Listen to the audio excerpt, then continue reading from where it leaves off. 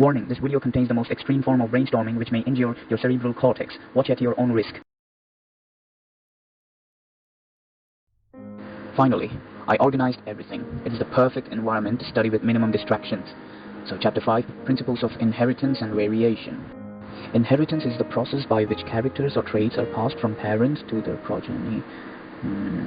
What did I just read? Inheritance is the process by which characters or traits are passed from the parents to the progeny. Inheritance is the process by which characters or traits are passed from parent to the... God damn it, am I disabled? Actually, the word disable and enable although having the same logic. Disable is used when you prevent someone from being able, and enable is used to express that you yourself are not able, and hence disable is a verb and enable is an adjective.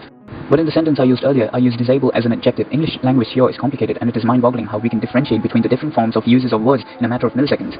Speaking of time, is it quantized, meaning is time made up of infinitely divisible time intervals, or is there a fundamental quantity of time which makes up all bigger intervals of time? But if time was infinitely divisible, then we would have to face Zeno's paradox. But Zeno's paradox is actually no paradox, as no matter how small the time interval is, it can never be equal to zero. An example would be the use of limits. When we integrate a function, we are actually adding up almost infinite number of infinitesimally small values to get a measurable and finite constant value. Speaking of constants, what would happen if the value of pi was different? Is such a world even possible? Would anything exist? Well, that brings up another question. If there were other possible universes, would our cosmological constants work in every one of them? Well, intuitively, yes, they should, but it is not a provable assertion. Well, if there was some universe in which time was running in reverse, would the effects cause the causes? If time went backwards, our brains would also go backward in time, making us forget the memories of what happened when we were forward in time. So even if time went backwards, there is no way for us to know. Maybe time does run backwards, and we are just simply not able to experience this due to this reason. Well, I could write a science fiction book on that. Oh. Shit. Fuck. I need to study. I have exams tomorrow.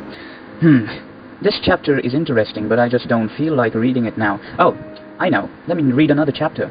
Okay, so Chapter 7, Evolution. Okay, this seems good.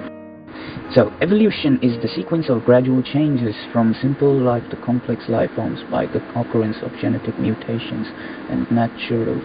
It is so fascinating that all features of modern humans and animals are a result of million years of gradual change and selection, such as how penguins have black skin so that they could absorb radiation and store heat. But if that is so, then why do polar bears have white fur?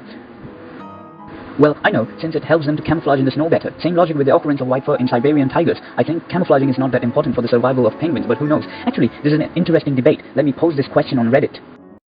2 hours later. Oh, shit. Looks like I started a war. Better close Reddit now. Anyways, where was I? Yeah, evolution. So let me continue reading. Oh, I have a brilliant idea. I can make a video about this conversation I had in my mind. It will get some juicy amount of views. Hey, I'm off.